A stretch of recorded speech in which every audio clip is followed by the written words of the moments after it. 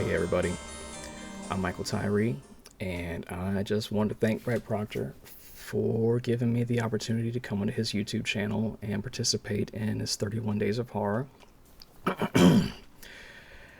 I've published two books so far. My first, Pottersfield Blues, and my most recent one, The Pale Horse. Both of these are collections of novellas, novelettes, and a couple short stories dealing with a wide range of topics. Tonight, I wanted to read a passage from the very last novella in The Pale Horse. It's called A Glimpse of the Last Hours. It's one of my favorites. It's probably one of the longest stories I've written so far, but this is a really special one for me because this is the first piece of long fiction I've written that's part of the mythology I started building with Pottersfield Blues. I have a little short section that I was going to read, and this is about right near the end of the first act, beginning of the second act, so right when things are starting to pick up. So I'm just going to jump in, and I hope you dig it.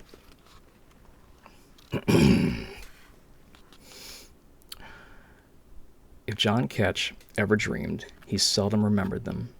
The fantastical worlds and reruns of past memories did not come to him as fluidly as others, but on occasion he fell hard into the dark places, drinking from the abyss until he knew nothing of the real world.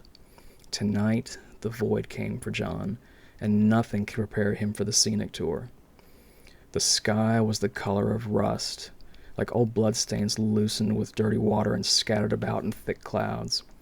Violet lightning bolts frozen in time at their moment of climax glowed over the barren wastes like a web of amethyst neon lights. He stood barefoot in deep sand that seemed to glow through its own power source instead of leftover luminescence from the purple skylights. No, the ankle-deep desert stretching for miles around John burned a deep red like marrow. Somewhere from across the barren wastes came a symphony of voices, unintelligible, like a courtroom full of dissenting strangers all speaking over one another. It started as a whisper from miles away, but soon it grew louder and more coherent. John stood still and listened, hunting for the source.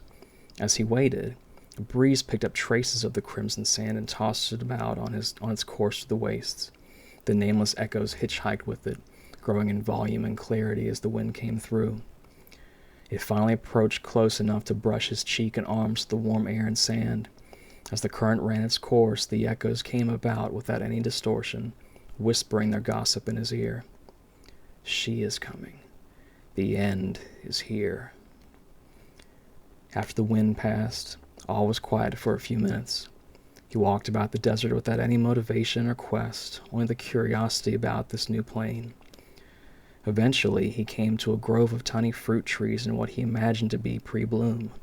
The branches had folded on one another, wrapping around in circumference as well as crisscrossing diagonally.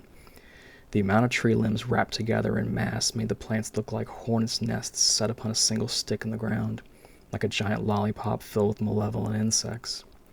As he got closer to one in his random wanderings through the rabbit hole, it unfurled its body, letting those branches out to breathe and stretch to the rusty sky.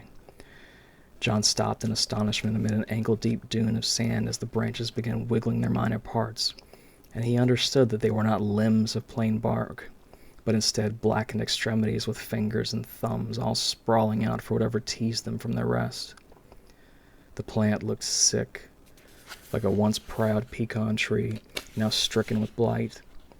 The dozens of arms unraveling were blackened as well, with tight cracked skin pulled around bone and minimal muscle mass.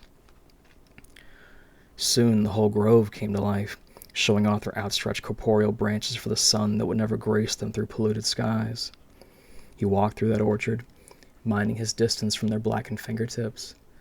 And after a few more minutes of exploration, he came to what he took to be the center of the fruitless trees. There, in the middle of them all, was an ancient willow. Only this great-grandfather tree did not abide by the laws of physics as John knew them.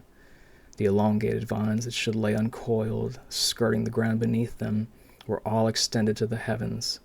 Every slinky branch crawled straight up as if caught in a stream that defied gravity, like blackened angel hair spaghetti flailing in the sky.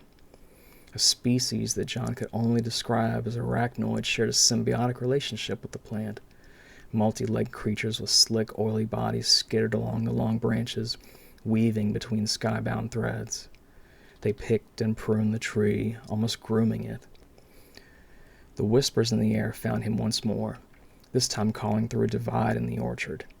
There was a clear lane separating some of the limb trees, as if their caretakers used this regularly for their pruning. He traveled the beaten path of vermilion sand, putting the impossible trees to his back as he followed the chatter. Soon the divide between the sprawling limbs led out into the open desert once more. The dream played juvenile games with its clock, sending John through hours of wandering that easily fit into 10 minutes. He accepted the notion that his true north, if there ever was one, had become distorted with perversion like the trees, resembling the crux of a Salvador Dali piece. But as he wandered on nothing more than the ethereal siren song, the bare wastelands hidden by the murky horizon began closing in. The nothing that had lay ahead of him for so long soon darkened behind the fog until an obsidian barrier stretching high enough to blot out the sky revealed itself. The unfiltered curiosity tingling in the base of John's skull drew him further, as if a magnetic force behind the barrier commanded his legs to move forward to peek behind the curtain. As he crossed the wasteland towards the stone wall, its tiny details became vividly clear. The thick air peeled back around the structure, transforming a cloudy blob, blotting out the sun into a filigree-laden monolith. The wall was not made from solid bricks of mortar and stone, though it appeared just as dense as tightly packed rock. The sum of its parts was a congress of long, thin bars and columns. They were so many in number, and stacked so tightly over one another like multiple intersected legions of arteries. The highways and crosswalks of stone would not let any of the rusty light through their territory. Each branch connected points of the structure in maddening sequence. Though it appeared chaotic and anomalous to the outsider, every lane served its purpose to the integrity of the whole. Part wicker basket, part garden spider's web. The dense shadow pulled him deeper into its fold like malignant quicksand until he stood before the wall in paralytic awe. Without aim or purpose, John found his bare feet leading him to an archway in the face of the structure, almost drawn by a soul-bound magnetism. Some disembodied whisper sang out through the underscore and summoned him here. The threshold was engineered for a titan, with a ceiling that stretched so high it strained his eyes to witness the architecture. Despite the skyscraper scale of the door, the width did not match it in proportion. Not so narrow that John could not pass through to the other side, but enough to paint a portrait of gangly giants no wider than an oak tree. The chatter on the wind rolled through the dusty corridors and out of the threshold, stopping just shy of John's ears. "Here," the ethereal hive mind whispered, "keep going." His subconscious mind did as it was instructed and accepted the invitation. John walked through the massive doorway and into a corridor that stretched so far that the walls came together at the limits of his vision like a bottleneck, just an infinite loop. There was no ceiling above him, only the tops of the corridor walls that stretched almost to the limits of his vision, like the path ahead. Only the brown sky gave him the vision to move forward, for there were no torches mounted to the walls or any other working light source. Only the dirty sky shared its dim light with the bone-marrow sand. John had nowhere to go but forward, nothing to see but the pot of gold and his sepia-tinted rainbow. He pressed on, putting that door behind him. If there ever had been a carpet to match the drapes here, it was now covered with the grains from the desert. The structure seemed to jut out of the dunes, making him wonder how much of this fortress remained buried under his feet.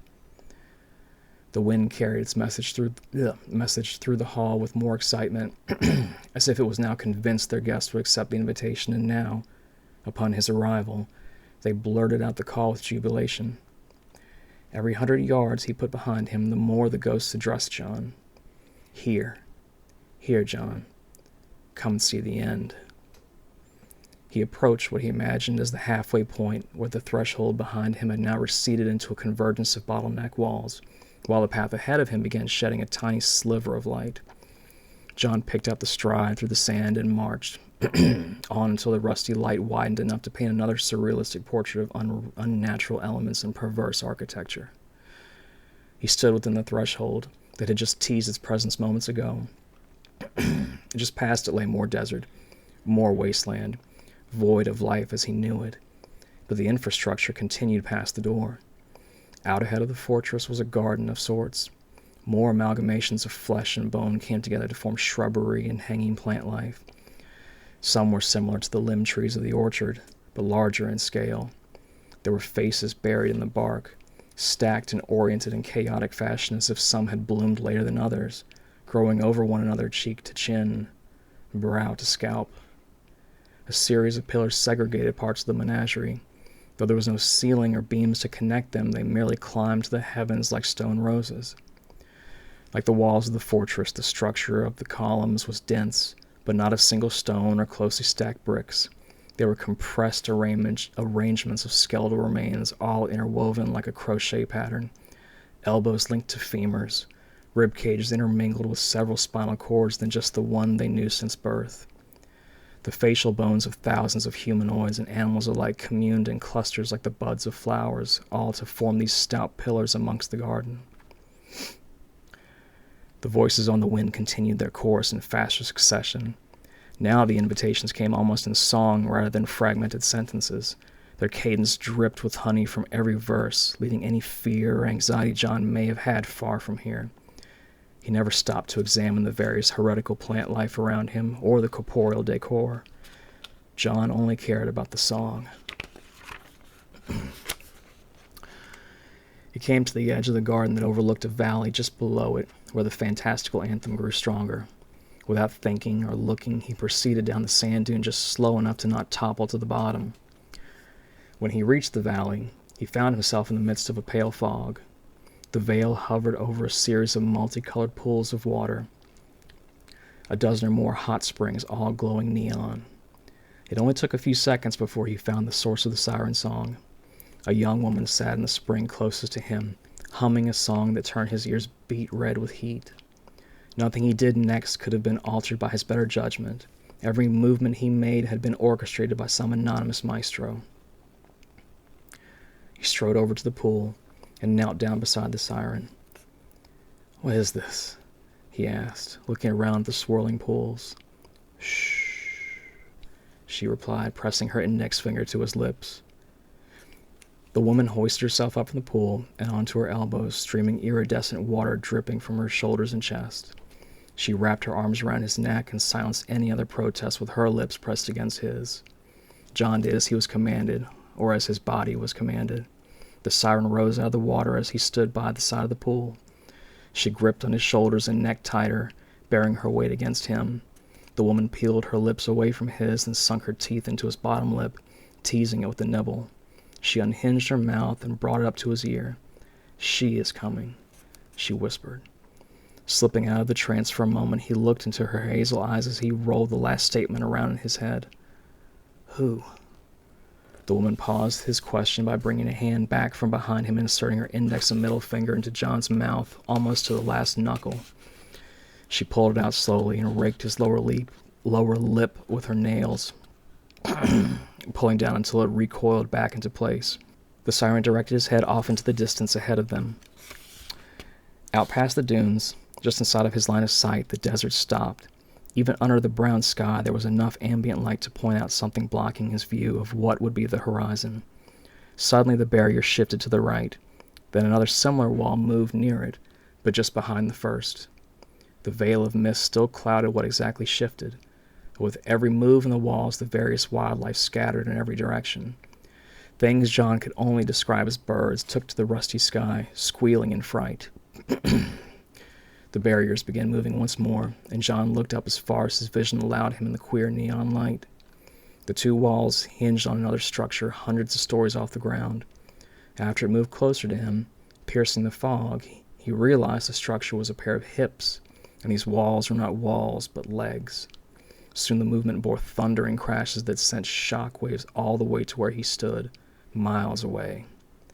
His curiosity directed his eyes further up.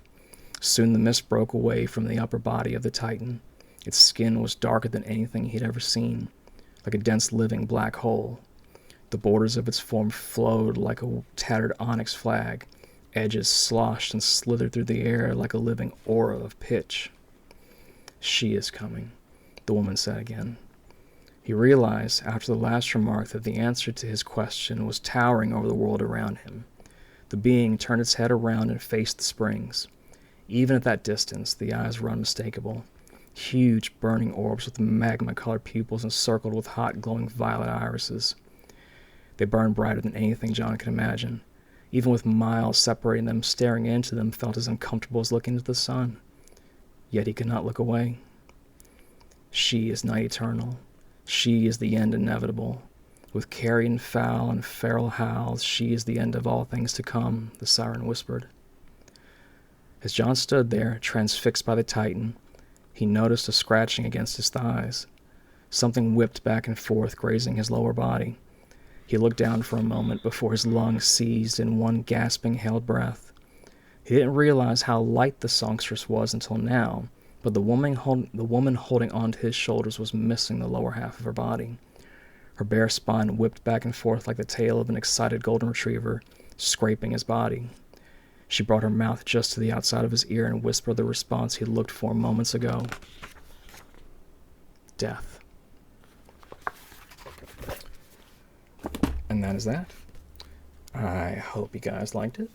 And if you did, once again, that is from the last novella called A Glimpse of the Last Hours, which you can find in this book right here, The Pale Horse. And if you dig it, everything written in this is interconnected with the same stories from Potter's Field Blues. So a lot of stuff from that novella calls back to a lot of the big moments and milestones from Potter's Field Blues. So if you're into that, you probably would, enjoy reading the other one. So anyway, thank you for watching, and thank you to Brad Proctor for letting me come on and do this. I really appreciate it.